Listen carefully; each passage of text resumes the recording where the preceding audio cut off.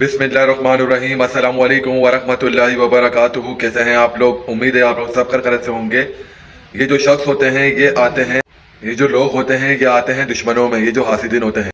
जो शख्स सूरह फील को 41 मरतबा अपनी ज़ुबान पे रख ले, मतलब अपने विर्द में रख ले अल्लाह पाक के हुक्म से, और अगर आप ज़्यादा पढ़ना चाहते हैं तो रोज़ाना 72 मरतबा पढ़ लें या 111 मरतबा पढ़ लें।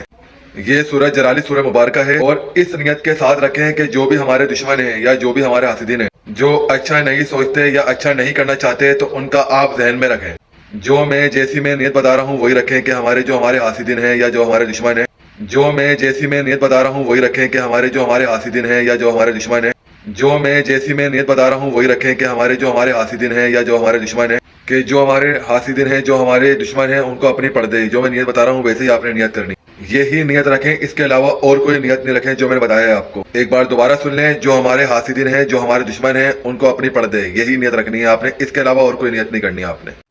तो मेरे बहनों मेरे भाइयों, तो आपने ये इस ही नियत से पढ़नी है अल्लाह पाक के हुक्म से।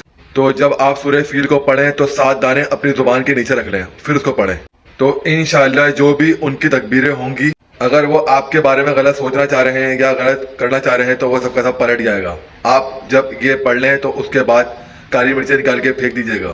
एक बार मोहब्बत से कमेंट में कुन फयाकुन लाजमी लिखिएगा। मेरे चैनल रूहानी टेक स्पेस को सब्सक्राइब करके बेल आइकन पे लाजमी प्रेस करिएगा ताकि